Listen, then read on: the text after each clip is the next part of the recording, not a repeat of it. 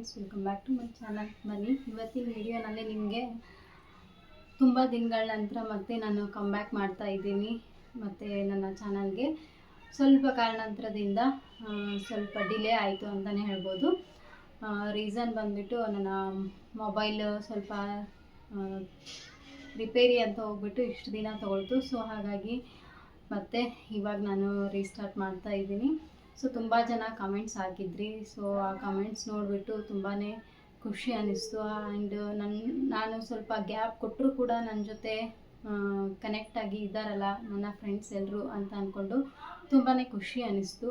So ಹಾಗಾಗಿ ಮತ್ತೆ ಇವತ್ತು ಆಲ್ಮೋಸ್ಟ್ ಆಲ್ ತುಂಬ ಕಮೆಂಟ್ ಬಂದಿತ್ತು ಒಂದೇ ಒಂದು ಕ್ವಶನ್ಗೆ ಹೋಗಿ. ಸೊ ಹಾಗಾಗಿ ಅದೇ ಕ್ವಶನ್ಗೆ ನಾನು ಇವತ್ತು ಆನ್ಸರ್ನ ಮಾಡ್ತಾ ಇದ್ದೀನಿ.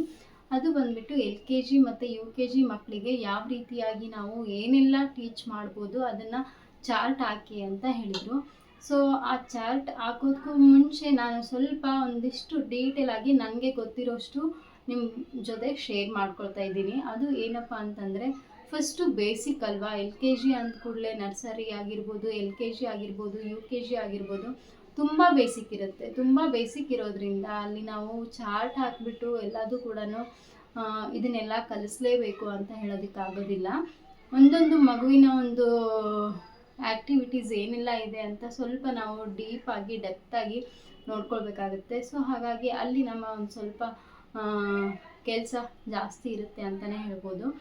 ಸೊ ಹಾಗಾಗಿ ಮೇಯ್ನಾಗಿ ಏನು ಮಾಡೋದು ಅಂತಂದರೆ, ಫಸ್ಟ್ ಆಲ್ಮೋಸ್ಟ್ ಆಲ್ ಮಕ್ಕಳಿಗೆ ನಾವು ಓರಲ್ ಆಗಿ ಹೇಳ್ಕೊಡೋದನ್ನು ರೂಢಿ ಮಾಡ್ಕೊಳ್ಬೇಕು. ಈಗ ಎಲ್ಲ ಮಕ್ಕಳಿಗೂ ABCD ಬರೋದಿಲ್ಲ. LKG ಅಂದ ಕೂಡಲೇ ಎಲ್ಲ ಮಕ್ಕಳು 1 2 3 ಕಲ್ತಿರಲ್ಲ. ಎಲ್ರಿಗೂ ಬೇಸಿಕ್ ಆಗಿನೇ ಕಲಿಸ್ಬೇಕಾಗಿರುತ್ತೆ. ಹಾಗಾಗಿ ಅದನ್ನು ಒಂದೇ ಸರಿಗೆ LKGನಲ್ಲಿ ಎಲ್ಲ ಮಕ್ಕಳು ಒಂದೇ ಸರಿಗೆ ಅದನ್ನೆಲ್ಲ ಕಲಿತಾರೆ ಅಂತ ಕೂಡ ಹೇಳೋದಕ್ಕಾಗೋದಿಲ್ಲ. ಅದಕ್ಕಿಂತ ಮೊದಲು ಮುಂಚಿತವಾಗಿ ನಾವು ಫಸ್ಟು ಓರಲ್ ಆಗಿ ಏನೆಲ್ಲ ಮಕ್ಕಳಿಗೆ ಕಲಿಸ್ಬೋದು ಅವ್ರಿಗೆ ಜಸ್ಟ್ ಹೇಳೋದು, ಫುಲ್ಲು ಅವ್ರಿಗೆ ಬೈ ಹ್ಯಾಟ್ ಮಾಡಿಸೋ ಥರ ಹೇಳೋದು. ಈಗ ABCDನೇ ಆಯಿತು, 1 2 3ನೇ ಆಯಿತು, ಇನೇ ಆಯಿತು. ಅದ್ರ ಜೊತೆಗೆ ಇದೆಲ್ಲ ಕಲ್ತಿದ್ದಾರೆ ಅಂದಿದ ನಂತರ ಕ ಕಿ ಕಿ ಹೇಳ್ಕೊಡೋದಾಗಿರ್ಬೋದು. ರೈಮ್ಸ್ ಅಂತೂ ಕಂಪಲ್ಸರಿ ನಾವು ಹೇಳಿಕೊಡ್ತೀವಲ್ವಾ ಲೋವರ್ ಸೆಕ್ಷನ್ಗೆ. ಯಾಕೆ ಅಂತಂದರೆ ಅಲ್ಲಿ ಮೇನು ಮುಖ್ಯವಾಗಿ ನಾವು ಇಂಪಾರ್ಟೆನ್ಸ್ ಕೊಡೋದು ಆ ಮಕ್ಕಳು ಏನೆಲ್ಲ ಹೇಳ್ತಾರೆ ಅನ್ನೋದನ್ನಗೋಸ್ಕರ. ಜಸ್ಟ್ ಅವರ ಒಂದು ಪ್ರೊನೌನ್ಸಿಯೇಷನ್ ಆಗಿರ್ಬೋದು, ಆ ರೀತಿ ಅವರ ವರ್ಕನ್ನು ನಾವು ನೋಡ್ತಾ ಇರ್ತೀವಿ. ಸೊ ಹಾಗಾಗಿ ಅವನ್ನ ಜಾಸ್ತಿ ನಾವು ಒತ್ತು ಕೊಟ್ಟು ಹೇಳ್ಕೊಡ್ಬೇಕಾಗಲಿಗೆ ನಾವು ಆ ರೀತಿಯಾಗಿ ಓರಲ್ ಆಗಿನೇ ಜಾಸ್ತಿಯಾಗಿ ಹೇಳ್ಕೊಡೋದು ಒಳ್ಳೆಯದು. ಅದ್ರ ಜೊತೆಗೆ animals name, fruits name, vegetables name ಇವನ್ನೆಲ್ಲ ಆಲ್ಮೋಸ್ಟ್ ಆಲ್ ಅವ್ರಿಗೆ ಹೇಳಿಸ್ತಾ ಇರಿ, ಜಾಸ್ತಿಯಾಗಿ ಹೇಳಿಸ್ತಾ ಇರಿ. ಈಗ ಕ್ಲಾಸಲ್ಲಿ ಅಂತಂದಾಗ ಎಲ್ಲ ಮಕ್ಕಳ ಜೊತೆ ಕೂಡ ನಾವು ಹೇಳಿಸ್ತಾ ಇದ್ದರೆ ಅವರು ಜೋರಾಗಿ ಹೇಳ್ತಾ ಇರ್ತಾರೆ. ಅದನ್ನೇ ಮನೆಗೆ ಹೋಗಿದ ನಂತರ ಕೂಡ ಅವ್ರ ಬಾಯಲ್ಲಿ ಅದು ಗೊಣಗ್ತಾ ಇರ್ತಾರೆ. ಮನೇಲಿ ಹೋಗಿದ ನಂತರ ಕೂಡ ಅದನ್ನೇ ಒದರ್ತಾ ಇರ್ತಾರೆ. ಸೊ ಈ ರೀತಿಯಾಗಿ ಓರಲ್ ಆಗಿ ಆಲ್ಮೋಸ್ಟ್ ಆಲ್ ಇಂಥ ಮಕ್ಕಳಿಗೆ ನಾವು ಹೇಳ್ಕೊಡೋದೇ ಒಳ್ಳೆಯದು. ಆ್ಯಕ್ಚುಲಿ ನಾನು ತುಂಬ ಎಕ್ಸ್ಪೀರಿಯೆನ್ಸ್ ಮಾಡ್ತಾ ಇದ್ದೀನಿ. ಇಷ್ಟು ದಿನದವರೆಗೂ ಕೂಡ ನಾನು ಅದನ್ನು ಎಕ್ಸ್ಪೀರಿಯೆನ್ಸ್ ಮಾಡಿರಲಿಲ್ಲ. ನಾನು ಇಷ್ಟು ವರ್ಷ ಎಕ್ಸ್ಪೀರಿಯೆನ್ಸಲ್ಲಿ ಕೂಡ ಅಂದರೆ ಟೀಚಿಂಗ್ ಫೀಲ್ಡಲ್ಲಿ ಬಂದಾಗ ನಾನು ಅಂಥ ಲೋವರ್ ಸೆಕ್ಷನ್ ಮಕ್ಕಳಿಗೆ ನಾನು ಕ್ಲಾಸ್ ತೊಗೊಂಡಿರಲಿಲ್ಲ.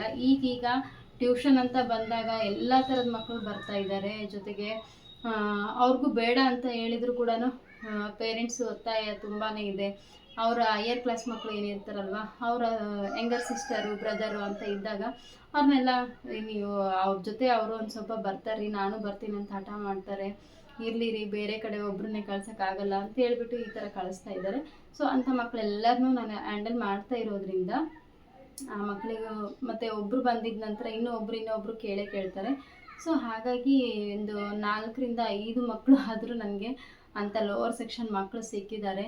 ಸೊ ಆ ಮಕ್ಕಳಿಗೆ ಪ್ರತಿಯೊಂದು ಮಗುವಿಗೂ ಒಂದೊಂದು ಥರ ನಾವು ಹೇಳ್ಬೇಕಾಗುತ್ತೆ. ಹಾಗಾಗಿ ಅದ್ರ ಜೊತೆಗೆ ಈ ರೀತಿಯಾಗಿ ಓರಲ್ ಆಗಿ ನಾನು ABCDಯನ್ನು ಅವ್ರಿಗೆ ಹೇಳಿಸೋದ್ರ ಮುಖಾಂತರ, ಜೊತೆಗೆ ಎಲ್ಲರೂ ಕಂಬೈನ್ ಆಗಿ ಅವರು ಜೋರಾಗಿ ಹೇಳೋ ಥರ ಮಾಡೋದು. ಒಬ್ರ ನಂತರ ಒಬ್ಬರು ನೀವು ಹೇಳ್ರಿ ಅಂತ ಹೇಳೋದು. ಈಗ ನೋಡಿ ಹೇಳಿ ಅಂತ ಅಂದರೆ ಅವ್ರಿಗೆ ನೋಡಿ ಹೇಳೋದಕ್ಕೆ ಅವ್ರಿಗೇನೂ ಬರೋದಿಲ್ಲ, ಓದು ಇರಲ್ಲ, ಏನೂ ಇರಲ್ಲ. ಸೊ ಹಾಗಾಗಿ ಎಲ್ಲರೂ ಕಲ್ತು ಬಂದಿರಲ್ಲ. ನಾವು ಎಷ್ಟು ಸಾಧ್ಯವಾಗುತ್ತೋ ಅಷ್ಟನ್ನು ಅವ್ರಿಗೆ ಫಸ್ಟು ಅದನ್ನು ಹೇಳೋದಕ್ಕೆ ಕಲಿಸಿದಾಗ ನಂತರದಲ್ಲಿ ಅದನ್ನು ಬರೆಯೋದನ್ನು ಕಲಿಸೋದು ಸ್ವಲ್ಪ ಸುಲಭ ಆಗುತ್ತೆ. ಮಕ್ಕಳಿಗೆ ತಾನಾಗೆ ಇಂಟ್ರೆಸ್ಟ್ ಬರ್ತಾ ಹೋಗುತ್ತೆ ಅಲ್ಲಿ. ಸೊ ನೆಕ್ಸ್ಟ್ ಅದನ್ನು ಬರೀಬೇಕು ನೀನು ಅಂತ ಹೇಳಿದಾಗ ಅದನ್ನು ನಾವು ಕೈ ಹಿಡಿದು ಬರ್ಸುವಾಗ ಆಗಿರ್ಬೋದು, ಒಂದೊಂದೇ ಅಕ್ಷರನ ತಿದ್ದಿ ಬರ್ಸುವಾಗ ಆಗಿರ್ಬೋದು, ಆ ಮಕ್ಕಳು ಸ್ವಲ್ಪ ಇಂಟ್ರೆಸ್ಟಿಂದ ಕಲಿತಾರೆ. ಸೊ ಹಾಗಾಗಿ ಫಸ್ಟ್ ಅದನ್ನು ಬಾಯಿಂದ ಅವ್ರಿಗೆ ಹೇಳೋ ಥರ, ಅವ್ರು ಅದನ್ನು ಬಹ್ಯಾಟ್ ಮಾಡೋ ಥರನೇ ಅವ್ರಿಗೆ ರೂಢಿ ಮಾಡಿಸ್ಬೋದು, ತುಂಬಾ ಒಳ್ಳೆಯದು. ಸೊ ಇವೆಲ್ಲ ಬಂದಿದ ನಂತರ ಆಲ್ಮೋಸ್ಟ್ ಅಲ್ಲಿ ಬೇಸಿಕ್ 1 2 3 ಆಗಿರ್ಬೋದು, ABCD ಆಗಿರ್ಬೋದು, ಈ ಆಗಿರ್ಬೋದು, ಇವೆಲ್ಲ ಬೇಸಿಕ್ ಗೊತ್ತಾಗಿದ ನಂತರ ABCD ಬಂತ, ಸ್ಪೆಲ್ಲಿಂಗ್ಸ್ ಆರಾಮಾಗಿ A for apple, B for ball ಅಂತ ಸ್ಪೆಲ್ಲಿಂಗ್ ಸಮೇತ ಅವ್ರಿಗೆ ಹೇಳಿಸಿರ್ಬೇಕು. A ಫಾರ್ ಆ್ಯಪಲ್ ಅಂತ ಹೇಳಿದ ಕೂಡಲೇ ಬರೀ ಆ್ಯಪಲ್ ಅಂತ ಹೇಳೋದಲ್ದೇನೆ APPLE ಆ್ಯಪಲ್ ಅಂತ ಹೇಳಿಸೋದು. ಆರಾಮಾಗಿ ABCD ಪರ್ಫೆಕ್ಟ್ ಆಗಿ ಅವ್ರು ಕಲ್ತಿದ ನಂತರ APPLE ಆ್ಯಪಲ್ ಬರಿ ಅಂತ ಹೇಳಿದರೆ ಬರೀತಾರೆ. ಸೊ ಅದೇ ಥರ BALL ಬಾಲ್ ಈ ಥರ ಹೇಳ್ಕೊಡೋದು, ಈಗಿನ್ನೂ ಕೂಡ ಅದೇ ರೀತಿಯಾಗಿ ಕಲಿಸ್ಕೊಡೋದು ಸ್ವಲ್ಪ ಒಳ್ಳೆಯದು ಅಂತ ಅನಿಸ್ತಾ ಇದೆ. ಆ ವೇನಲ್ಲಿ ನಾನು ಹೋಗ್ತಾ ಇದ್ದೀನಿ ಸ್ವಲ್ಪ ಮಕ್ಕಳ ಜೊತೆನೆ. ಸೊ ಕಲಿತಾ ಇದ್ದಾರೆ ಇತ್ತೀಚೆಗೆ, ಅದನ್ನೆಲ್ಲ ಸ್ವಲ್ಪ ರೂಢಿ ಮಾಡ್ಕೊಳ್ತಾ ಇದ್ದಾರೆ. ನೆಕ್ಸ್ಟು ಬಂದುಬಿಟ್ಟು ಏನು ಅಂತಂದರೆ, ಈಗ ಅವುಗಳನ್ನೇ ನಾವು ವರ್ಡ್ಸ್ ಹಾಕ್ಕೊಟ್ಟಿರ್ತೀವಿ ಬರೆಯೋದಕ್ಕೆ. ABCD ಕಲ್ತಿದ ನಂತರ ವರ್ಡ್ಸನ್ನು ನಾವು ಸ್ಟಾರ್ಟ್ ಮಾಡ್ತೀವಿ, ಹೌದಲ್ವಾ? A ಫಾರ್ ಆ್ಯಪಲ್ ಅಂತಲೇ ಫಸ್ಟು ಸ್ಟಾರ್ಟ್ ಮಾಡೋದು. A for apple, BALL ball ಅಂತ ಹೇಳ್ಬಿಟ್ಟು ಇದನ್ನೇ ನಾವು ಸ್ಟಾರ್ಟ್ ಮಾಡೋದು. ಸೊ ಅದನ್ನು ಸ್ಟಾರ್ಟ್ ಮಾಡಬೇಕಾದ್ರೆ ಅದು ಮಕ್ಕಳಿಗೆ ನಾವು ಜಸ್ಟ್ ಅವರಿಗೆ ನಾವು ಬರೀರಿ ಅಂತ ಹೇಳ್ಬಿಟ್ರೆ ಉದ್ದಕ್ಕೆ ಬರೀತಾ ಇದ್ದಾರೆ ಮಕ್ಕಳು ಎಲ್ಲ. ಆಲ್ಮೋಸ್ಟ್ ಅಲ್ಲೆಲ್ಲ ಮಕ್ಕಳನ್ನು ನಾನು ಅಬ್ಸರ್ವ್ ಮಾಡ್ತಾ ಇದ್ದೀನಿ. ಬರೀರಿ ಅಂತ ಹೇಳ್ಬಿಟ್ರೆ ಸರಿಯಾಗಿ ಕುತ್ಕೊಂಡ್ಬಿಟ್ಟು ಬರೆದು ಬಂದ್ಬಿಡ್ತಾರೆ. ಬರೆದು ಮುಗಿಸಿದ ನಂತರ ಮಕ್ಕಳಿಗೆ ಓದೋದಕ್ಕೆ ಬರ್ಬೇಕಲ್ಲ, ನಾನು ಹೇಳೇ ಕಳಿಸಿರ್ತೀನಿ, ಇದನ್ನು ಓದ್ರಿ ಅನ್ಕೊಂತ ಬರೀರಿ, APPLE ಆ್ಯಪಲ್ ಅಂತ ಅನ್ಕೊಂತ ಬರೀಯಮ್ಮ ಅಂತ ಹೇಳೇ ಕಳಿಸಿರ್ತೀನಿ. ಬಟ್ ಮಕ್ಕಳು ಆ ಥರ ಮಾಡೋದಿಲ್ಲ, ಅವ್ರಿಗೆ ಗೊತ್ತಾಗಲ್ಲ ಅಷ್ಟೊಂದು ಅದನ್ನೆಲ್ಲ. ಸೊ ಹಾಗಾಗಿ ಮಕ್ಳು ಏನು ಮಾಡ್ತಾರೆ, ಅದನ್ನು ಜಸ್ಟ್ ಬರ್ಕೊಂಡು ಬಂದುಬಿಡ್ತಾರೆ. ಆಮೇಲೆ ನೆಕ್ಸ್ಟ್ ಮೂಮೆಂಟಲ್ಲೇ ಹೇಳು ಅಂತ ಹೇಳಿದರೆ ಹೇಳೋದಕ್ಕೆ ಸಾಧ್ಯ ಆಗಲ್ಲ. ಅದ್ರ ಜೊತೆಗೆ ಬರೀ ನೋಡ್ಲಾರ್ದೇ ಬರೀ ಸ್ವಲ್ಪ ಅಂತ ಹೇಳ್ಬಿಟ್ಟು ಪೇಜ್ ತಿರುಗಿಸ್ಬಿಟ್ಟು ಈಗ ಏನು ಬರ್ದೈತಿ ಅದನ್ನೇ ಬರಿ ಅಂತ ಅಂದರೆ ಬರೆಯೋದಕ್ಕೂ ಬರೋದಿಲ್ಲ. ಅಷ್ಟು ಸುಮ್ಮನೆ ಮಕ್ಕಳು ಬ್ಲೈಂಡಾಗಿ ಬರೀತಾ ಹೋಗ್ತಾ ಇರ್ತಾರೆ. ನೀವೇನು ಹಾಕ್ಕೊಡ್ತೀರಿ, ನೀವು 10 ಪೇಜ್ ಹಾಕ್ಕೊಟ್ರು ಕೂಡ 10 ಪೇಜ್ ಬರೀತಾ ಇರ್ತಾರೆ. ಸೊ ಬರೆಯೋದೇ ಅಂದರೆ ಅಲ್ಲಿ ತಲೆನಲ್ಲಿ ಕೂತಿರಲ್ಲ. ಅದು ಸ್ವಲ್ಪ ಯಾವಾಗ ನಾವು ಅದನ್ನು ಓರಲ್ಲಾಗಿ ಹೇಳಿ ಕೊಟ್ಟಿರ್ತೀವೋ ಆ ಟೈಮಲ್ಲಿ ಸ್ವಲ್ಪ ಅದು ತಲೆನಲ್ಲಿ ಕೂತಿರುತ್ತೆ. ಸೊ ಹಾಗಾಗಿ ಆದಷ್ಟು ಅದನ್ನು ಜೋರಾಗಿ ಮಕ್ಕಳಿಗೆ ಹೇಳಿಸ್ಬೇಕು. ನೆಕ್ಸ್ಟ್ ನಾನು ಏನು ಮಾಡ್ತೀನಿ ಅಂತಂದರೆ, ಅದೇ ಬುಕ್ಕನ್ನು ಇಟ್ಕೊಂಡ್ಬಿಟ್ಟು APPLE ABCD ಬಂದಿರುತ್ತಲ್ವ, ಸೊ ಬಂದಿದ ನಂತರ ಅವ್ರಿಗೆ ಇದನ್ನು ಓದು ಅಂಥೇಳಿ ಒಂದು 10 ಟೈಮ್ಸ್ ಅದನ್ನು ಅವ್ರ ಜೊತೆನಲ್ಲಿ ಜೋರಾಗಿ ಅದನ್ನು ಓದು ಅಂತ ಹೇಳಿಸ್ತೀನಿ. APPLE apple, APPLE apple. Already ಅವ್ರಿಗೆ ನಾವು ಪದೇ ಅನಿಸಿ ಬಾಯಲ್ಲಿ ಬಂದುಬಿಟ್ಟಿರುತ್ತೆ. ಸೊ ಈಗ ಒಂದು 10 ಟೈಮ್ಸ್ ಬಂದಿದ ನಂತರ ಈಸಿಯಾಗಿ ಅವರು ನೋಡಲಾರ್ದೆ ಸ್ವಲ್ಪ ಬರ್ಕೊಂಡು ಬಾ ಅಂತ ಅಂದ್ಬಿಟ್ರೆ ಅದನ್ನು ನೋಡಲಾರ್ದೇ ಬರ್ಕೊಂಬರ್ತಾರೆ. ಈ ವೇನಲ್ಲಿ ನಾನಂತೂ ಮಾಡ್ತಾ ಇದ್ದೀನಿ. ಸೊ ಸಕ್ಸಸ್ ಕಾಣಿಸ್ತಾ ಇದೆ, ಮಕ್ಕಳೆಲ್ಲ ಬರೀತಾ ಇದ್ದಾರೆ ಆಲ್ಮೋಸ್ಟ್ ಅಲ್ಲೂ. ಈಗ A to Z ವರೆಗೂ ಆ ಥರ ಬರೆಸ್ಬಿಟ್ಟು ನೆಕ್ಸ್ಟ್ ಬೇರೆ ನಾನು ಹಾಕ್ಕೊಡ್ತಾ ಇದ್ದೀನಿ. ಅದೆಲ್ಲ ಕೂಡ ಅದೇ ಥರ ಓದಿಸ್ತಾ ಇದ್ದೀನಿ. ಇವನ್ ಸ್ವಲ್ಪ ಹೈಯರ್ ಕ್ಲಾಸ್ ಮಕ್ಕಳು, UKG ಮಕ್ಕಳು, UKG ಈಗ ಜಸ್ಟ್ ಮುಗಿಸಿರೋವಂಥ ಮಕ್ಕಳು, ಆ ಮಕ್ಕಳಿಗೂ ಕೂಡ ಇದೇ ರೀತಿ ಸಂಡೇ ಮಂಡೇ ಆಗಿರ್ಬೋದು, animals name, fruits name, vegetables name, ಈ ಥರದ್ದು ಎಲ್ಲವೂ ಕೂಡ ನಾನು ಮಾಡಿಸ್ತಾ ಇದ್ದೀನಿ. ಸೊ ಫಸ್ಟು ಬೇಸಿಕ್ಕಾಗಿ ಇವೆಲ್ಲವೂ ಕೂಡ ಮಕ್ಕಳು ಕಲಿಬೇಕಲ್ವ. ಜೊತೆಗೆ ನಾವು ಅದನ್ನು ಅವ್ರಿಗೆ ಬರೆದು ಕೊಡುವಾಗ ಅವ್ರನ್ನ ಮುಂದೆ ನಿಲ್ಲಿಸ್ಕೊಂಡೆ APPLE ಆ್ಯಪಲ್ ಅಂದರೆ ಏನು, ಸೇಬು ಹಣ್ಣು ಗೊತ್ತಿರಬೇಕು. ಅವ್ರಿಗೆ ಗೊತ್ತಿರೋಂಥ ವರ್ಡ್ಸ್ಗಳನ್ನೇ ಅಲ್ಲಿ ಆದಷ್ಟು ನಾವು ಬರೆದು ಕೊಡಬೇಕು. ಅವರು ಸುತ್ತಮುತ್ತ ಏನು ನೋಡಿರ್ತಾರಲ್ವ, ಇಷ್ಟು ದಿನ ಅವ್ರಿಗೆ ಪರಿಚಯ ಇರುವಂಥ ವರ್ಡ್ಸ್ ಆಗಿರ್ಬೋದು, ಅಂಥ ಒಂದು ಏನು ಶಬ್ದಗಳು ಬರುತ್ತಲ್ವ, ಅವನ್ನ ಮಾತ್ರ ಮಕ್ಕಳಿಗೆ ಆದಷ್ಟು ಹಾಕ್ಕೊಡಿ. ಅದಾಗಿದ ನಂತರ ಅವ್ರಿಗೆ ಫೆಮಿಲಿಯರ್ ಇರುತ್ತಲ್ವ, ಅದು ತುಂಬ ಹತ್ರದಿಂದ ಅದನ್ನು ನೋಡಿರ್ತಾರಲ್ವ, ಸ್ವಲ್ಪ ಬೇಗ ಕಲಿತಾರೆ. ಸ್ವಲ್ಪ ಮುಂದೆ ಹೋಗ್ತಾ ಬೇರೆ ವರ್ಡ್ಸ್ಗಳನ್ನು ನಾವು ಅವ್ರಿಗೆ ಕಲಿಸೋದಕ್ಕೆ ಪ್ರಯತ್ನ ಮಾಡ್ಬೋದು. ಈಗ ಫಸ್ಟು ಒಮ್ಮೆಲೆ ಅವ್ರಿಗೆ ಗೊತ್ತಿಲ್ಲದೆ ಇರೋ ವರ್ಡ್ಸ್ಗಳನ್ನು ನಾವು ಹೇಳ್ಕೊಡೋದು ಕಷ್ಟ ಆಗುತ್ತೆ. ಕೆಲವೊಬ್ಬರು A ಫಾರ್ ಆ್ಯಕ್ಸ್ ಅಂತ ಹೇಳಿರ್ತಾರೆ, ಕೊಡಲಿ ಅಂತ ಹೇಳ್ಬಿಟ್ಟು. ಆ್ಯಕ್ಸ್ ಕೊಡಲಿ ಮಕ್ಕಳಿಗೆ ಅಷ್ಟೊಂದು ಗೊತ್ತಿರೋದಿಲ್ಲ. ಆ್ಯಪಲ್ ಫೆಮಿಲಿಯರ್ ಇದೆ, ಗೊತ್ತಿರುತ್ತೆ. ಏರೋಪ್ಲೇನ್ ಹೇಳ್ಕೊಡ್ತೀರಾ, ಪರವಾಗಿಲ್ಲ ಏರೋಪ್ಲೇನ್, ಬಟ್ ಲೆಂದಿ ಆಗುತ್ತೆ, ಅದೊಂದು ಸ್ವಲ್ಪ ದೊಡ್ಡದಾಗ್ಬಿಡುತ್ತೆ. ಸೊ ಹಾಗಾಗಿ ಅದು ಬೇಡ. A ಫಾರ್ ಆ್ಯಂಟ್ ಅಂತಲೂ ಹೇಳ್ತಾರೆ. ಆ್ಯಂಟ್ ಓಕೆ, ಅವ್ರು ನೋಡಿರ್ತಾರೆ ಆ್ಯಂಟ್ ಇರುವೆ ಅಂತ ಅಂದ್ಬಿಟ್ಟು ಅದನ್ನು ಕೂಡ ಹೇಳ್ಕೊಡ್ಬೋದು. ಸೊ ಗೊತ್ತಿರುವಂಥದ್ದು ತುಂಬ ಹತ್ರದಿಂದ ಅವರಿಗೆ ಪರಿಚಯ ಇರುವಂಥ ಒಂದು ಶಬ್ದಗಳನ್ನು ನಾವು ಅಲ್ಲಿ ಪರಿಚಯ ಮಾಡಿಸಿ ಬರೆಸಿ ಕೊಡಬೇಕು. ಸೊ ಈ ರೀತಿಯಾಗಿ ನಾವು LKG UKG ಮಕ್ಕಳಿಗೆ, ನರ್ಸರಿ ಮಕ್ಕಳಿಗೆ ಆಲ್ಮೋಸ್ಟ್ ಆಲ್ ಕಲಿಸೋದ್ರಿಂದ ತುಂಬ ಬೇಗನೆ ಕಲಿತಾರೆ ಅನ್ನೋದು ನನ್ನ ಒಂದು ಪರ್ಸ್ನಲ್ ಎಕ್ಸ್ಪೀರಿಯೆನ್ಸ್ ಆ್ಯಂಡ್ ಒಪಿನಿಯನ್ ಅಂತಲೇ ನಾನು ಹೇಳೋದಕ್ಕೆ ಇಷ್ಟಪಡ್ತೀನಿ. ಸೊ ಇನ್ನು ಹೆಚ್ಚಿನ ಒಂದು ಮಾಹಿತಿ ಏನಾದರೂ ಬೇಕು ಅಂತಂದರೆ ಯಾವ ರೀತಿಯಾಗಿ ಏನು ಅಂತಂದು ನಾನು ನನಗೆ ಗೊತ್ತಿರೋಂಥ ಟೀಚರ್ಸ್ಗೆ ಸ್ವಲ್ಪ ಅವ್ರ ಮುಖಾಂತರ ತಿಳಿದುಕೊಂಡು ಕೂಡ ನಾನು ಆಲ್ಮೋಸ್ಟ್ ಅಲ್ಲಿ ನಿಮ್ಮ ಜೊತೆ ಶೇರ್ ಮಾಡ್ಕೊಳ್ತೀನಿ.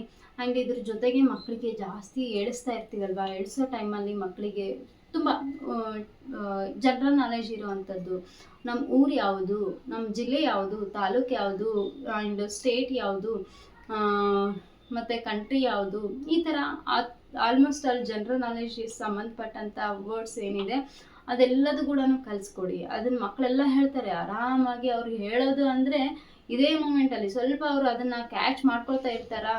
ಅವ್ರು ಅದನ್ನೆಲ್ಲ ನಾವು ಹೇಳಿರೋದೆಲ್ಲದು ಕೂಡ ಅವರು ಸರಿಯಾಗಿ ಕೇಳಿಸ್ಕೊಂಡು ಅದಕ್ಕೆ ಸರಿಯಾಗಿ ರೆಸ್ಪಾಂಡ್ ಮಾಡ್ತಾ ಇದ್ದಾರಾ, ಇವೆಲ್ಲವನ್ನು ಆವಾಗ ನೆಕ್ಸ್ಟ್ ಮೂಮೆಂಟೇ ಅವ್ರಿಗೆ ಕಲಿಸೋದಕ್ಕೆ ಸ್ಟಾರ್ಟ್ ಮಾಡಿ. ಅದರಿಂದ ಕೂಡ ಮಕ್ಕಳು ಜನರಲ್ ಆಗಿ ಕಲಿತಾರೆ. ಜೊತೆಗೆ ಒಂದು ಸ್ವಲ್ಪ ಎಕ್ಸ್ಟ್ರಾ ನಾಲೆಜ್ ಪರ್ಪಸ್ ಕೂಡ. ಇದೆಲ್ಲ ಮಕ್ಕಳಿಗೆ ಅರ್ಥ ಆಗುತ್ತಾ ಅಂತ ಕೇಳ್ಬೋದು.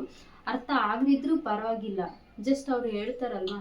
ಸೊ ಹಾಗಾಗಿ ಅದನ್ನು ಹೇಳ್ಕೊಡಿ. Next country and their capitals, ದೇಶ ಮತ್ತು ಅದರ ಒಂದು ರಾಜಧಾನಿಗಳು, ರಾಜ್ಯದ ರಾಜಧಾನಿಗಳು ಅವೆಲ್ಲ ಏನು ಬರುತ್ತಲ್ವ, ಸ್ವಲ್ಪ ಅವುಗಳನ್ನೆಲ್ಲ ಪ್ರಾಕ್ಟೀಸ್ ಮಾಡಿಸಿ, ಅವನ್ನೆಲ್ಲ ಓದಿಸಿ.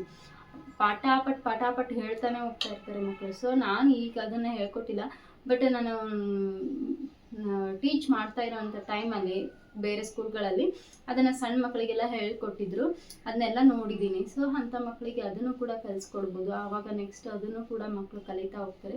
ಸೊ ಇಷ್ಟೆಲ್ಲ ಚಾರ್ಟ್ ಹಾಕಿ ಹೇಳೋದು ಬದಲಾಗಿ, ಅದು ಸುಮ್ಮನೆ ನಿಮಗೆ ಚಾರ್ಟ್ ಹಾಕ್ಬಿಟ್ರೆ ಒಂದೊಂದೇ ಪಾಯಿಂಟ್ ಅಷ್ಟೇ ಹಾಕಿರ್ತೀನಿ ನಾನು. ಅದ್ರ ಬದಲಾಗಿ ಸ್ವಲ್ಪ ಡೀಟೇಲ್ ಆಗಿ ಅದ್ರ ಬಗ್ಗೆ ಹೇಳಿದರೆ ನಿಮಗೆ ಅರ್ಥ ಆಗುತ್ತೆ ಅನ್ನೋ ಕಾರಣಕ್ಕೆ ನಾನು ಚಾರ್ಟ್ ಹಾಕ್ತೇನೆ ಈ ರೀತಿಯಾಗಿ ಹೇಳ್ಕೊಡ್ತಾ ಇದ್ದೀನಿ. So hopefully it will useful for you all ಅಂತ ಅಂದ್ಕೊಳ್ತಾ ಇದ್ದೀನಿ. ಎಲ್ಲದೂ ಕೂಡ ಆಲ್ಮೋಸ್ಟ್ ಆಲ್ ನಾನು ಹೇಳುವಂಥ ಟಿಪ್ಸ್ ಆಗಿರ್ಬೋದು, ನಾನು ಕೊಟ್ಟಿರುವಂಥ ಒಂದಿಷ್ಟು ಸಲಹೆಗಳಾಗಿರ್ಬೋದು, ನಿಮಗೆಲ್ಲ ಸ್ವಲ್ಪ ಕೆಲವೊಂದು ಯೂಸ್ಫುಲ್ ಆಗಿದೆ ಅಂತ ಹೇಳ್ಬಿಟ್ಟೆ ನನಗೆ ಕಮೆಂಟ್ ಹಾಕ್ತೀರಿ. ಸೊ ಅದರಿಂದ ತುಂಬ ಖುಷಿ ಇದೆ, ಯೂಸ್ ಮಾಡ್ಕೊಳ್ತಾ ಇದ್ದೀರಲ್ವ ಅಂತ ಹೇಳ್ಬಿಟ್ಟು. ಸೊ ಇಷ್ಟು ನಾನು ಹೇಳಬಲ್ಲೆ. ಇದಕ್ಕೂ ಜಾಸ್ತಿ ಏನಾದರೂ ನನಗೆ ಗೊತ್ತಾಯಿತು ಅಂತಂದರೆ ಅದನ್ನು ಕೂಡ ನಿಮ್ಮ ಜೊತೆ ಮುಂದಿನ ದಿನಗಳಲ್ಲಿ ಶೇರ್ ಮಾಡ್ಕೊಳ್ತೀನಿ ಖಂಡಿತವಾಗಿ ಕೂಡ. ಯಾಕೆಂತಂದರೆ ಈಗ ತಾನೇ ನಾನು ಮಕ್ಕಳಿಗೆ ಅಂಥ ಸಣ್ಣ ಮಕ್ಕಳಿಗೆ ಏನೆಲ್ಲ ಕಲಿಸ್ಬೋದು ಅಂತ ಯೋಚನೆ ಮಾಡಿ ತುಂಬ ಪೇಷನ್ಸಿಂದ ಕಲಿಸ್ತಾ ಇದ್ದೀನಿ. ಆ್ಯಂಡ್ ಈವನ್ ನನಗೆ ಟೈಮ್ ಕೂಡ ಸಾಲ್ತಾ ಇಲ್ಲ. ಆ ಮಕ್ಕಳಿಗೆ ಎಕ್ಸ್ಟ್ರಾ ಟೈಮ್ ಕೊಡಲೇಬೇಕು. ತುಂಬ ಆ ಮಕ್ಕಳಿಗೆ ಟೈಮ್ ಕೊಡ್ತಾ ಇರೋದ್ರಿಂದ ದೊಡ್ಡ ಮಕ್ಕಳಿಗೂ ಕೂಡ ಟೈಮ್ ಕೊಡೋಕ್ಕಾಗ್ತಾ ಇಲ್ಲ, ಆ ಥರ ಆಗೋಗಿದೆ. ಸೊ ಹಾಗಾಗಿ ಸ್ವಲ್ಪ ಎಕ್ಸ್ಟ್ರಾ ಟೈಮ್ ಕೊಟ್ಟಾಗ ನನಗೆ ಇನ್ನೂ ಎಕ್ಸ್ಪೀರಿಯೆನ್ಸ್ ಮಾಡ್ಬೋದು ಅಂತ ಅನಿಸ್ತಾ ಇದೆ. ಆಮೇಲೆ ನಾನು ನಿಮ್ಮ ಜೊತೆ ಆ ಒಂದು ಎಕ್ಸ್ಪೀರಿಯೆನ್ಸ್ನ, ಅದ್ರ ಜೊತೆಗೆ ನಾನು ಕಲಿಯುವಂಥ ಸಣ್ಣ ಪುಟ್ಟ ಒಂದು ವಿಷಯಗಳನ್ನು ತಿಳ್ಕೊಳ್ಳುವಂಥ ಒಂದಿಷ್ಟು ವಿಷಯಗಳಾಗಿರ್ಬೋದು, ಕಲಿಯುವಂಥ ಪಾಠ ಆಗಿರ್ಬೋದು, ಅದೆಲ್ಲ ನಿಮ್ಮ ಜೊತೆ ಶೇರ್ ಮಾಡ್ಕೊಳ್ತಾ ಹೋಗ್ತೀನಿ ಅಂತಲೇ ಹೇಳ್ತೀನಿ. ಸೊ ಇನ್ನೂ ಒಂದು ಹೇಳಬೇಕು ಅಂತಂದರೆ, ಇವಾಗೇನು ಟೆಟ್ ಬಂತು, KTET ಕರ್ನಾಟಕ TET ಪರೀಕ್ಷೆ ಬಂತು, teacher eligibility test. So June 30th ಇದೆ, ಜೂನ್ 30ಕ್ಕೆ. ಸೊ ನಾನು ಕೂಡ ಈ ಟೈಮ್ ಅಟೆಂಡ್ ಆಗೋಣ ಅಂತ ಅಂದ್ಕೊಳ್ತಾ ಇದ್ದೀನಿ. ಸೊ ಯಾಕೆ ಅಂತಂದರೆ ನೆಕ್ಸ್ಟ್ ಕಾಂಪಿಟೇಟಿವ್ ತುಂಬ ಇದೆ ಆಲ್ಮೋಸ್ಟ್ ಅಲ್ಲೂ. ಇದ್ರ ಜೊತೆಗೆ ಹಾಗೆ ಅದೊಂದು ಸ್ವಲ್ಪ ಇರಲಿ ಅಂತ ಅಂದ್ಕೊಂಡು ಅದಕ್ಕೂ ಕೂಡ ಕೈ ಹಾಕಿದ್ದೀನಿ. ಸೊ ಅದಕ್ಕಾಗಿ ಪ್ರಿಪ್ರೇಷನ್ ಕೂಡ ನಡೆಸ್ತಾ ಇದ್ದೀನಿ, ಏನೆಲ್ಲ ಆಗುತ್ತೆ ಅಂತ ತುಂಬ ಎಕ್ಸೈಟ್ಮೆಂಟಲ್ಲಿದ್ದೀನಿ. ಸೊ ಎಕ್ಸಾಮ್ ಬಂದುಬಿಟ್ಟು ಜೂನ್ 30th ಇದೆ ಅಲ್ವಾ. ಸೊ ನನಗೆ ಇನ್ನೂ ಉಳಿದಿರೋದು ಜಸ್ಟ್ 1 ಮಂತ್ ಅಷ್ಟೇ, 1 ಮಂತ್ ಒಂದು 15 days ಅಷ್ಟೇ ಉಳಿದಿರೋದು. ಸೊ ತುಂಬ ಇನ್ನೂ ಟೈಮ್ ಬೇಕಿತ್ತು, ಇಲ್ಲ ಮೊದಲೇ ನಾನು ಪ್ರಿಪೇರ್ ಆಗಬೇಕಿತ್ತು ಅಂತ ಅನ್ನಿಸ್ತಾ ಇದೆ. ಮೊದಲು ನನಗೆ ಅದು ಐಡಿಯಾ ಕೂಡ ಇರಲಿಲ್ಲ, ನಾನು ಇದ್ರ ಜೊತೆ TET ಕೂಡ ಪ್ರಿಪೇರ್ ಆಗಬೇಕು, ನಾನು ಕೂಡ ಅಟೆಂಡ್ ಮಾಡಬೇಕು ಅಂತ ಇದ್ದೇ ಇರಲಿಲ್ಲ ನನಗೆ. ಆ್ಯಕ್ಚುಲಿ ಆ ಕಡೆ ಹೋಗೋದೇ ಬೇಡ ಅಂತ ನಾನು ಅದನ್ನು ಕಂಪ್ಲೀಟಾಗಿ ಸ್ವಲ್ಪ ಅವಾಯ್ಡ್ ಮಾಡಿ ಬಿಟ್ಟಿದ್ದೆ. ಬಟ್ ಈ ನಮ್ಮ ಮನೆಯವರು ಒಂದು ಸ್ವಲ್ಪ ಇಲ್ಲಿ ಪರವಾಗಿಲ್ಲ, ನೀನು ಇದ್ಯಾವುದು ಗೌರ್ಮೆಂಟ್ ಸ್ಕೂಲ್ಗಳಿಗೆ ಗೆಸ್ಟ್ ಟೀಚರ್ ಆಗಿ ಹೋಗ್ಬೇಕಂತ ಏನು ಅಂದ್ಕೊಳ್ತಾ ಇದೆಯಲ್ಲ, ಅದಕ್ಕೂ ಕೂಡ ಸ್ವಲ್ಪ ಗೆಸ್ಟ್ ಟೀಚರ್ ಫ್ಯಾಕಲ್ಟಿಗೂ ಕೂಡ ಈ ಕಾಂಪಿಟೇಷನ್ ಇದೆ, ಟೆಟ್ ಆಗಿದ್ದರೆ ಮಾತ್ರ ಅವರು ಮೊದಲು ಪ್ರಿಫರೆನ್ಸ್ ಕೊಡ್ತಾರೆ ಅಂತ ಹೇಳಿದರು. ಸೊ ಹಾಗಾಗಿ ಸ್ವಲ್ಪ ಟ್ರೈ ಮಾಡಿ, ಏನೂ ಆಗಲ್ಲ, ಅದ್ರ ಜೊತೆ ನಿಮಗೂ ಕೂಡ ಸ್ವಲ್ಪ ಎಕ್ಸ್ಪೀರಿಯೆನ್ಸ್ ಆಗುತ್ತೆ, ದಿನ ಓದ್ತಾ ಇರು ಅಂತ ಹೇಳಿದರು. ಸೊ ಹಾಗಾಗಿ ಈಗ ಕರೆದಿರೋದ್ರಿಂದ ಅದನ್ನು ಕೂಡ ಹಾಕಿದ್ದೀನಿ. ಅದಕ್ಕೋಸ್ಕರ ಪ್ರಿಪ್ರೇಷನ್ ನಡೆಸ್ತಾ ಇದ್ದೀನಿ, ಹೇಗೆಲ್ಲ ನಡೆಸ್ತಾ ಇದ್ದೀನಿ ಏನು ಅಂತ ಮುಂದಿನ ದಿನಗಳಲ್ಲಿ ನಿಮ್ಮ ಜೊತೆ ಕೂಡ ಶೇರ್ ಮಾಡ್ಕೊಳ್ತೀನಿ. ಸೊ ಅದಕ್ಕಾಗಿ ನಿಮ್ಮದು ಕೂಡ ಏನಾದರೂ ಯಾರಾದರೂ ಟೆಟ್ ಆಗಿರೋರಿದ್ದರೆ ನನಗೆ ನಿಮ್ಮ ಒಂದು ಎಕ್ಸ್ಪೀರಿಯೆನ್ಸು ಜೊತೆಗೆ ಯಾವ ರೀತಿಯಾಗಿ ನಾವು ಪ್ರಿಪ್ರೇಷನ್ ನಡೆಸಿದರೆ ಸಕ್ಸಸ್ ಆಗ್ಬೋದು ಅಂತ ಕಮೆಂಟ್ ಮಾಡಿ ತಿಳಿಸಿ. ನಾನು ಕೂಡ ನಿಮ್ಮಿಂದ ತುಂಬ ಕಲಿಯೋದಿದೆ ಅದಕ್ಕಾಗಿ.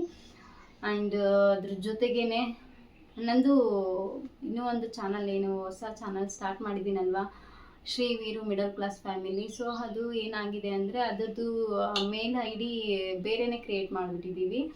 ಸೊ ನಾನು ಅದು ಫೋನು ರಿಪೇರಿ ಬಂದಿರೋದ್ರಿಂದ ಅದು ರಿಪೇರಿ ಆಗ್ತಾನೇ ಇಲ್ಲ.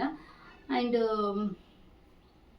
ಹೊಸ ಫೋನ್ ತೊಗೊಳ್ಬೇಕಾಯ್ತು ಅದಕ್ಕೋಸ್ಕರ. ಯಾಕೆಂತಂದರೆ ಒಂದು ತಿಂಗಳ ಆಗ್ತಾ ಬಂತು ಹತ್ತತ್ರ. ಅವರು ಇನ್ನೂ ರೆಡಿ ಆಗ್ತಾ ಇಲ್ಲ ಅಂತ ಹೇಳಿದ್ದಕ್ಕೆ ಮತ್ತೆ ಯಾಕೆ ಸುಮ್ಮನೆ ಹೊಸದೇ ತೊಗೊಂಡ್ಬಿಟ್ರಾಯ್ತು ಅಂತ ಹೊಸದು ತೊಗೊಂಡ್ವಿ. ಸೊ ಈಗ ಅದನ್ನು ಆ ಚಾನಲ್ ಓಪನ್ ಮಾಡಬೇಕು ಅಂತಂದರೆ ನನಗೆ ಗೊತ್ತಾಗ್ತಾ ಇಲ್ಲ. ಅದು ಮೇಲ್ ID ಇದ್ದರೆ ಮಾತ್ರ ಓಪನ್ ಆಗುತ್ತೆ ಅಲ್ವಾ, ಜಿಮೇಲ್. ಸೊ ನನ್ನ ಚಾನಲ್ ಕೂಡ ಅದು ಓಪನ್ ಆಗ್ತಾ ಇಲ್ಲ, ಏನು ಮಾಡಬೇಕು ಅಂತ ಗೊತ್ತಾಗ್ತಿಲ್ಲ. ನಿಮಗೇನಾದರೂ ಗೊತ್ತಿದ್ದರೆ ದಯವಿಟ್ಟು ಕಮೆಂಟ್ ಮಾಡಿ ತಿಳಿಸಿ. ಆ ಒಂದು ಮೇಲ್ ಏನು ನಾನು ಕ್ರಿಯೇಟ್ ಮಾಡಿದ್ದೀನಲ್ವ, ಅದನ್ನು ನಾನು ಮರ್ತೇ ಬಿಟ್ಟಿದ್ದೀನಿ, ಏನು ಯಾವ ಹೆಸರಲ್ಲಿ ಮೇಲ್ನ ನಾನು ಕ್ರಿಯೇಟ್ ಮಾಡಿದ್ದೀನಿ ಅಂತ. ಸೊ ನನಗೆ ಅಷ್ಟು ಐಡಿಯಾ ಇರಲಿಲ್ಲ ಅದರದ್ದು. ನಮ್ಮ ಮನೆಯವರೇ ಎಲ್ಲ ಕ್ರಿಯೇಟ್ ಮಾಡೋದು, ಎಲ್ಲದೂ ಅವರೇ ನೋಡ್ಕೊಳ್ಳೋದು. ಸೊ ಅವ್ರಿಗೆಲ್ಲ ಗೊತ್ತಿರುತ್ತೆ ಬಿಡು ಅಂತ ನಾನು ತುಂಬ ನೆಗ್ಲೆಕ್ಟ್ ಮಾಡಿಬಿಡ್ತೀನಿ. ಈ ಟೈಮಲ್ಲಿ ತುಂಬ ಅದೆಲ್ಲ ನೆನ್ಪಿಟ್ಕೋಬೇಕಿತ್ತು ಅನಿಸುತ್ತೆ. ನಾನು ನೆನ್ಪಿಟ್ಕೊಂಡ್ರೆ ಇದು ನನಗೆ ಗೊತ್ತಿರಬೇಕು ಅಂತ ನೆನ್ಪಿಟ್ಕೊಂಡಿರ್ತೀನಿ. ಅಟ್ಲೀಸ್ಟ್ ಎಲ್ಲಾದರೂ ಬರೆದಿಟ್ಕೊಳ್ತೀನಿ. ಬಟ್ ನಾನು ಎಲ್ಲ ಅವ್ರಿಗೆ ಗೊತ್ತಿರುತ್ತಲ್ಲ ಅಂತ ಹೇಳ್ಬಿಟ್ಟು ಅವ್ರ ಮೇಲೆ ಡಿಪೆಂಡ್ ಆಗಿ ಮರ್ತೇ ಬಿಟ್ಟಿದ್ದೀನಿ. ಸೊ ಇದೊಂದು ಚಾನಲ್ದು ಮಾತ್ರ ನನಗೆ ನೆನಪಿತ್ತು. ಹಾಗಾಗಿ ಇದೊಂದು ಚಾನಲ್ದು ನಾನು ಅವ್ರಿಗೆ ಹೇಳಿದೆ, ಓಪನ್ ಮಾಡಿದ್ದಾರೆ. ಸೊ ಇದೊಂದು ಚಾನಲ್ಗೆ ನಾನು ವೀಡಿಯೋಸ್ನ ಹಾಕ್ಕೋಬೋದು. ಅದು ಇನ್ನೊಂದು ಚಾನಲ್ಗೆ ನಾನು ವೀಡಿಯೋಸ್ ಹಾಕೋದಕ್ಕೆ ಆಗ್ತಾ ಇಲ್ಲ. ಸೊ ಹಾಗಾಗಿ ಏನು ಮಾಡಬೇಕು, ಆ ಚಾನಲ್ ಓಪನ್ ಆಗಬೇಕಾದ್ರೆ ಮೇನ್ ಜಿಮೇಲ್ ಅಕೌಂಟು ಓಪನ್ ಆಗಬೇಕಲ್ವ. ಸೊ ಹಾಗಾಗಿ ಏನು ಮಾಡೋದು ಅಂತ ಗೊತ್ತಾಗ್ತಿಲ್ಲ. ನಿಮ್ಗೇನಾದರೂ ಗೊತ್ತಿದ್ದರೆ ಕಮೆಂಟ್ ಮಾಡಿ ತಿಳಿಸಿ ಅಂತ ಕೇಳ್ಕೊಳ್ತೀನಿ. ಸೊ ಮತ್ತೆ ನೆಕ್ಸ್ಟ್ ವೀಡಿಯೋನಲ್ಲಿ ನಾನು ನಿಮಗೆ ಸಿಗ್ತೀನಿ friends. Until then take care. Thanks for watching. Don't forget to like, subscribe and share. Next ಮತ್ತೆ ವಿಡಿಯೋನಲ್ಲಿ ಸಿಗ್ತೀನಿ. ಅಲ್ಲಿವರೆಗೂ ಕಾಯ್ತಾ ಇರಿ. ನಿಮ್ಮ ಅನಿಸಿಕೆ ಅಭಿಪ್ರಾಯವನ್ನು ಕಮೆಂಟ್ ಮಾಡಿ ತಿಳಿಸಿ ಅಂತ ಕೇಳ್ಕೊತೀನಿ. ಮತ್ತೆ ಸಿಗೋಣ. Thanks for watching. Bye bye.